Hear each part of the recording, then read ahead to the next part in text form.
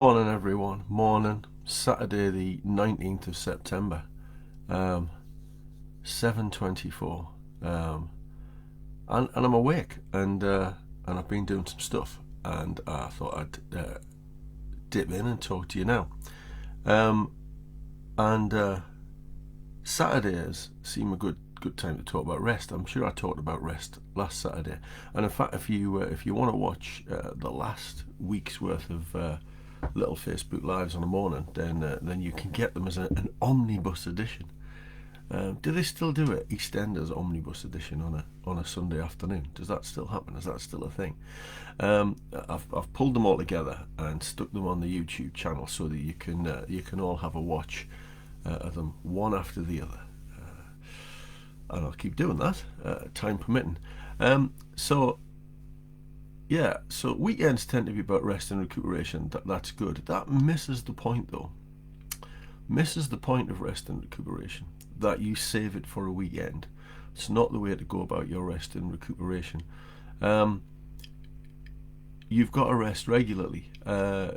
Your motivation, your energy is finite. It runs out. It runs out very quickly. So it's important that throughout your day, on an evening and on a weekend, that you find opportunities to rest. Carol Webb, in a great book, How to Have a Great Day, calls it having a pit strategy. You know, like in motor racing, when the car comes in for a pit stop to kind of have its tyres changed or refuel or whatever. It's the same idea. Have a pit strategy. What are you going to do to recharge your batteries? Ranjan Chatterjee talks about micro rests, and I think that's really important. So don't save up all your rest for a weekend, but rest on a weekend is important because you've got to probably have a bit more time to do restful things. But remember, I said last week that rest isn't a passive activity; it can be an active activity as well. But one thing that is passive, or you would think it's passive, is sleep. And I've not been sleeping particularly well this week. I get to sleep all right, and I sleep all through the night. I don't particularly wake up, but I've been waking up early, and I suspect that's just because we're about to hit teaching starts next week, so there's lots going on. Morning, Kelly. Good to see you. Up bright and early. Yeah, chat to me in the comments at the side. Not really done that kind of thing yet. That'd be really good. But yeah, morning to you all. So sleep's really important. I've not been sleeping well this week, been waking up early because of that churn. You know, you wake up first thing and you think, oh, I've got stuff that I need to get to. I need to do this, I need to do that, make sure that I've done this, make sure I've done that. One of the great things that I really love about having a kind of the sort of system that I have, is that I go to find things. I go worrying about things that I think I should have done, and I go and I find that I've actually already done them. I've just done that this morning with a lecture for 2 weeks' time. I was like, oh, did I do that thing? And I went and I looked, and there it was. But anyway, so I'm back to sleep. So I've been kind of having a bit of a churn on a morning this week, so I just get up. But there are some important things to note about sleep, so I'll tell you about those. One is that our bodies follow a fairly regimental kind of routine, circadian rhythms. You'll have heard of circadian rhythms. Our bodies follow a pattern every day, and our chemical and biological structures just go about doing what they're doing day in, day out, no matter what we're doing to an extent. So sleep's really important. The best book about this is Why We Sleep by Matthew Walker, who's dedicated his life to kind of researching sleep. And he says these things. Nothing I say in these little videos or in the writing that I do is kind of common sense. It's all well researched stuff, but it's stuff that we sometimes kind of instinctively know, isn't it? So you won't be surprised to find you should be getting 8 hours sleep or thereabouts. You might be surprised to find that the damage of not getting 8 hours sleep is phenomenal. It's thought to be one of the key kind of lifestyle factors in the development of Alzheimer's disease. There are also links to very serious things like cancer and diabetes. And Matthew Walker talks about us thinking about sleep, lack of sleep, as a symptom of ill health and disease. And actually what he says is it's often a cause. Lack of sleep is often a cause or a contributing factor to some of these kind of things. So 8 hours sleep, 8 hours sleep is where it's at.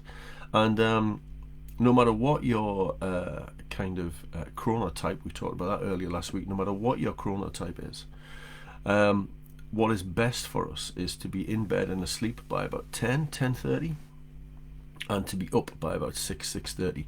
That's because of the chemicals that are kind of trying to do this stuff in your brain. They start trying to do that around 10:30. And if you stop up till 2 in the morning watching movies, who would do that? Why? I often say that to my wife. I kind of, when a film's starting at 10:30, I often go, why are they putting a film on starting at 10:30? Who's watching this? Who's watching this? Yeah, absolutely, Kelly. Yes, people snack a lot when they're tired. Yeah, because your energy's running out, so your body's craving stuff. Your body's craving that kind of sugary, fatty kind of hit, because that's probably what you're snacking on. That's what most of us snack on: crisps, midnight crisps, all that kind of thing. So you need to be better on at 10:30, because your body's starting to do, your brain is starting to do all the things that it wants to do during the night. Because one of the things, there are many things, and I've written about this in the book, and I've written about this in some blogs on selfcareshorts.com and socialworkshorts.co.uk. There's lots of stuff goes on through the night, but one of the main things is it's when the consolidation of your memories kind of happens. So that's important. It's important to get this done, and we go through an NREM-REM sleep kind of pattern that does different sorts of things. So you need to start your sleep when your body is ready to do those things biologically, and then get up at 6:30. It's the best part of the day as far as I'm concerned. This few hours. One of the problems that we have, though, thinking about the fact it's Saturday and tomorrow's Sunday, is that what's best for us is to do that day in, day out, 7 days a week, 365 days a year. Because what happens is, Sunday's perfect. Sunday's a perfect example of this. Lots of people have that Sunday night blues kind of thing, yeah. And they can't get sleep, and they're worrying about work tomorrow, and I understand that, and having a trusted system helps that as well. But one of the things that gets in the way is often everybody has a lie-in on a Sunday. So you've been through the week, you've been getting up for work, 6:30, 7, get your stuff sorted, get to work, get to university, that kind of stuff. And then on a weekend, you might have a lie-in till 8, 9, 10 even, depending on your circumstances. And then lo and behold, you can't get to sleep on a Sunday night. Well, that's because you had a lie-in. Obvious, really, as well as all the churn going on, thinking about kind of what's happening tomorrow. So what Matthew Walker says in his book is what's best for us is to have a 8 hours sleep, 10:30 till 6:30, regular pattern. Go to bed at the same time every night, get up at the same time every morning, and actually, you don't have to start watching that film at 10:30, because it'll be on catch up, or you can record it, so you can do that. Yeah. So there's lots goes on during sleep. It's very, very important, and stick to those regular patterns, because how we rest is very important. I think it's David Allen says that it is our ability to get things done, our ability to be productive is founded on how much sleep we get.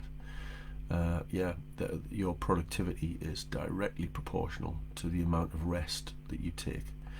You don't need me to tell you, do you? You really don't need me to tell you what it feels like when you're tired.